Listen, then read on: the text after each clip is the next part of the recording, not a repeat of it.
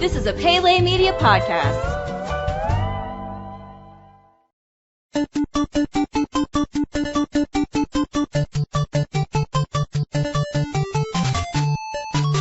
Welcome back to Goonies Minute, everybody. Goonies Minute is the fan podcast where we carefully explore the movie Goonies minute by minute. This is Brady. And this is Chris. And we are joined again with screenwriter and comic book author, Mr. Mark Landry. Mark, thanks for coming on again today, man. Hey, guys. It's my pleasure. Thanks for inviting me. I know that today is kind of an exciting day for all of us, really, because we're going to get to go over, I think, one of the biggest influences that the Goonies has had in pop culture probably since the Goonies, and that is the TV series Stranger Things. Yes. Which both of you guys are huge fans of. I am as well. I regret to say that I'm not completely caught up with it, but I'm going to let you guys kind of just... No, I watched it in 2 days. Yeah.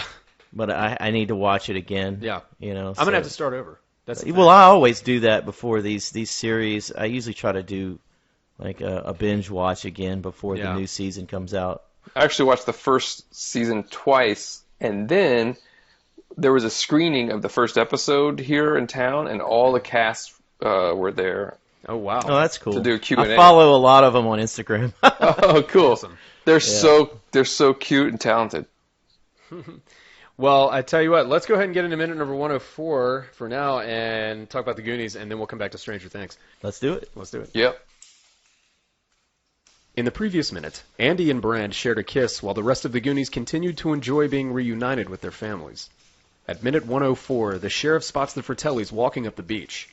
He raises his gun and rushes over to them with other police officers.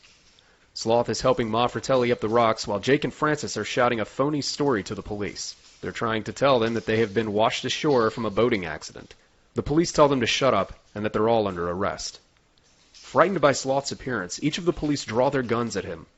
Chunk runs through the crowd, screaming for the police not to shoot. He holds a pizza box up in front of Sloth as if to protect him from gunfire. The rest of the Goonies rush over and begin to protect Sloth as well. The police understand the situation and take the Fratellis away in handcuffs. And thus ends minute 104 of the Goonies. So this minute starts off with the Fratellis coming up the beach. It does not start off with the Fratellis coming up the beach. Chris, why don't you take this? It starts out with a continuation of the kiss of Andy and Brand. And I hate to say this and be critical. Someone like me is never critical. But Mr. Walsh is a wimp. I mean, he was a wimp a couple minutes ago when he got out of the van. You know, How was he a wimp when he got out of the van? He's just a wimp. He's just a wimp. I don't know. Yeah, there's a lot on his shoulders, Chris. You know, he's a coward. He's curating the museum. Yeah, he's a lot on his shoulders, so much to the point where his kid and his friends have to save the day. So great job there, buddy, getting that far behind on your Well, if he were mortgage. If he were any more of an adventurer, he would have had to go on an adventure with him. He should have got this. Yeah, I'm serious. He should have found this treasure years ago. Then it would have been called Mr. Walsh Saves the Day. And then he stole all the stuff from the museum, hid it in his attic, and didn't hide it well enough so his kids found it. We talked and then he had to kill every one of them. Yeah, exactly. We talked to Crystal Beth, who was one of our first guest hosts, about... Oh, yeah. I heard those episodes, too.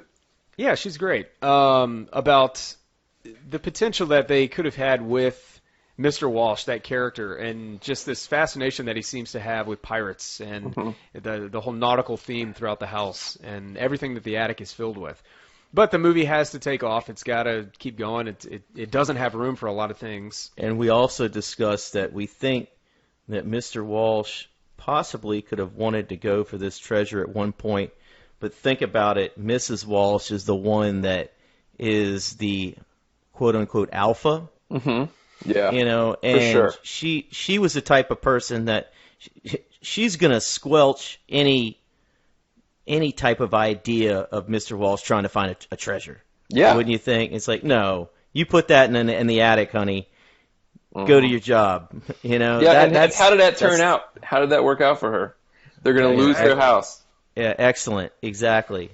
There you go. Well, anyway, so Mr. Walsh sees his son kissing Andy, and the mom's like, let her mother worry about it. I thought that was interesting. Yeah. So, and then we see the Fratellis coming up the beach, and you see Sloth helping Ma walk through the rocks. Oh. You ever wonder how they got out? Did they swim around? Well, Did they? I don't see why not. They must have just there's gone no, over the exit. there's no other way. Maybe so. At some point, the rocks stop falling. Yeah. Yeah.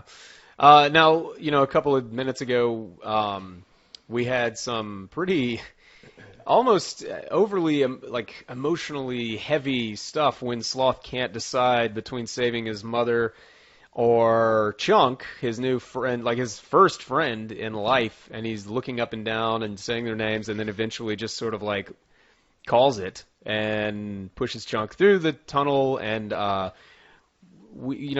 Chris was saying that when he was a kid, he thought this was Sloth sacrificing himself. Yeah, I thought that he died. Like, I'm talking about the first time I ever watched the movie. Yeah. When he it's like I thought he got crushed by the rock.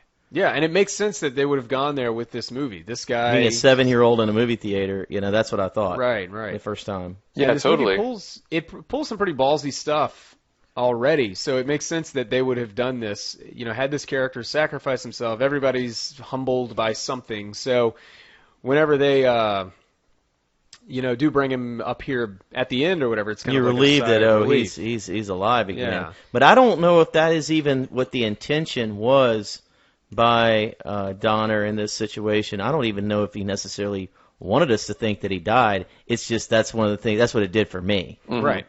Yeah, I think the intention seemed to be that he could be dead, like that he and the Fratellis could have been, either crushed or stuck there forever until they emerge.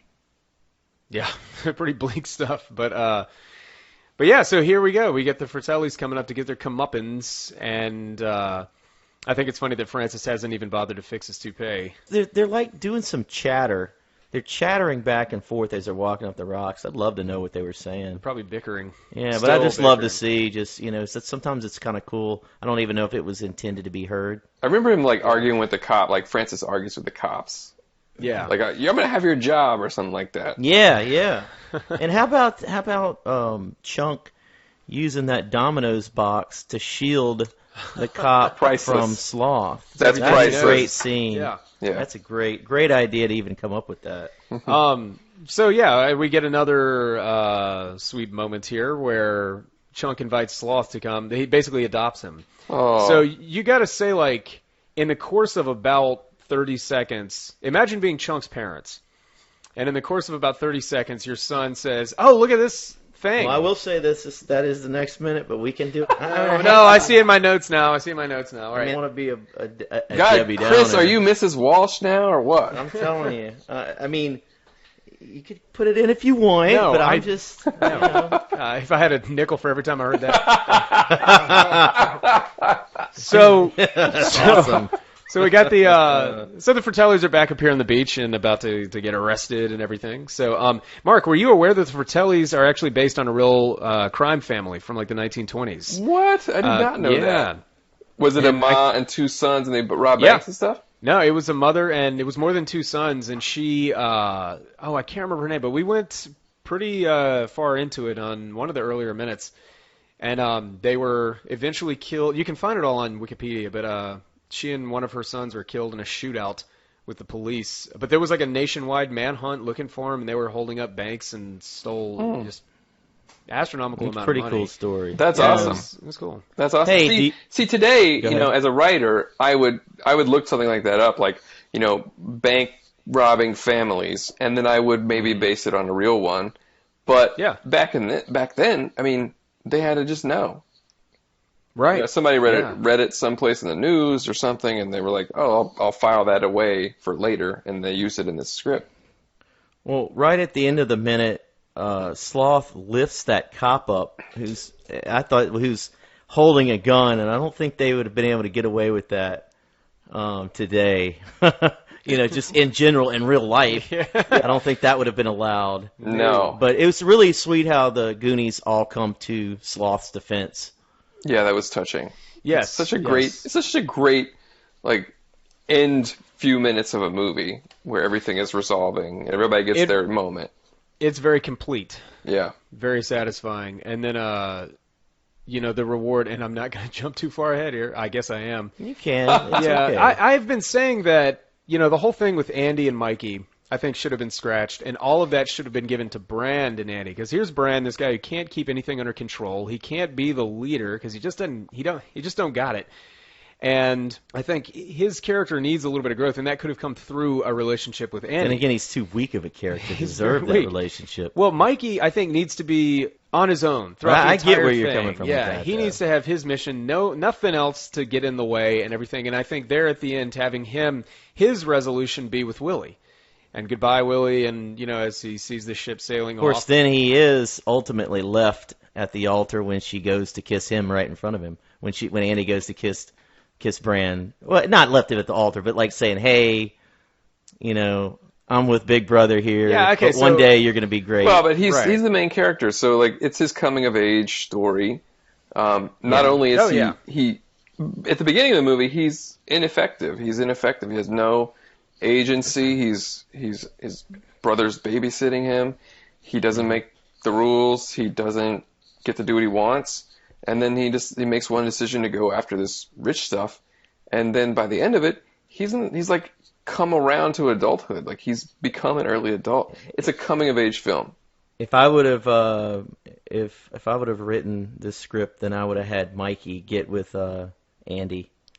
That would have been sweet. Well, here's but that would have been too much too. I think that would have been like overkill. Yeah, I know. That's kind of a joke, but here something that we have talked about before.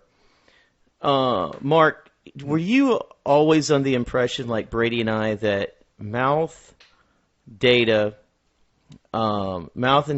and Chunk and Mikey were all about the same age? Yeah. Okay, all right. And I was also under the impression that Steph and Andy were the same age. Yeah, yes. And it's established that Andy is 17. Yet, when Andy kisses Mikey, it's almost like, oh my gosh, Andy's so much older, blah, blah, blah, blah, blah.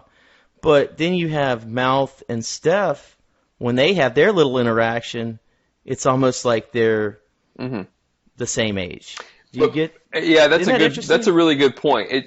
It begs the question, like, what is it about Mouth that makes him more advanced than Mikey? But then again, Steph is not as advanced, maybe, when it comes to relationship-wise. Yeah, they kind of meet in the middle. Type thing going on there, or are they just two friends who are like picking back and forth on each other? Because there's nothing that ever really. But I think there's that. You think there's romance there as well? Yeah, there's that little bit of cringeworthy embarrassment that because she can't look him quite in the eye. It's very. I think there is more there at that point. Yeah, I agree.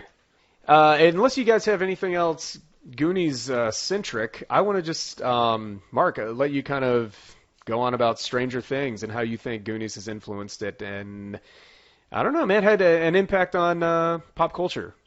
Yeah, I think it's true that they're I don't know. I can't say it's true, but it's an idea. It's a question. That would there be a Stranger Thing? I would imagine that the Duffers were highly influenced by the Goonies, as well as E.T. and a bunch of other 80s films. I think that's pretty obvious, and they've said as much, in interviews and stuff. I think it's so cool to be at this age where we are now. Down here, it's our time. It's our time down here where we're making movies. We're of the age of the people who are making these things happen. And what are we going to make? What have we always wanted to do? Well, it's things like, if we were kids in the 80s, it's things like the Goonies. I'm working on a couple projects myself, which are very much influenced by the Goonies. And I think Stranger Things is like the epitome of what, if someone said, in a bubble of, unlimited resources, what would you have done with your life? I would have made Stranger Things. It's like perfect for me as a Goonies fan, as a Ghostbusters fan. I mean, you see the still of the Stranger Things kids from Stranger Things season 2, they're wearing the Ghostbusters costumes. Yes. I mean, I think maybe the Mandela theory is right, and we're living in an alternate universe, and it's one that just, maybe more perfect in some ways and less perfect in other ways. Could be on the verge of a fourfold cross or a PKE surge of immense, even dangerous proportions. Yeah, I mean, it could be like the Tunguska blast of 1909. Right. Well, that's interesting, man. Well, maybe it is. I love it. Well, no, it is. No. I'm talking about the idea it's that, like, the Stranger Things. Duffer I'm sorry. The Brothers- Stranger Things is like the Goonies meets Monster Squad. You like the Monster Squad, right? Oh, yeah. Hell yeah, man. Like, And the last... Go ahead, finish no, I'm that, just saying, 'cause this it's is just not like, exact. if you were a kid and like thought about combining those two movies when you grew up, it'd be Stranger Things. Yeah. So, yeah, Brady, you're right. So, number one, our culture influences our mental development as people. And, if we read books, we have a better development than if we don't. If we see good films, we have a better development than if we don't. If we have better parents, we have a better development than if we don't. And music and everything. So you think about that, there are positive influences that will help us develop in a good way, and then there are really insidious influences too. Like, imagine how subtle and subliminal advertising is, and can change your whole mind without you even knowing it. It's not conscious. Absolutely. All right, well, that is it for minute number 104. So, everybody, we've got Mark on for minute number 105. That's going to be Monday. And there are only 2 more minutes after that. For minute number 106, we're going to have our friend Jeff on, who is a jeweler by trade, to help us figure out if what Rosalita finds in the marble bag is going to be enough to save the Goondocks. Ooh. And we're going to have Kyle, we're going to have Kyle on to close us out with minute number 107. And that is going to be it. So, with that said, everybody, we will see you Monday. Have a good weekend, and until then, this is Brady. And this is Chris. This is Mark. And we're here to remind you that Goonies never say die.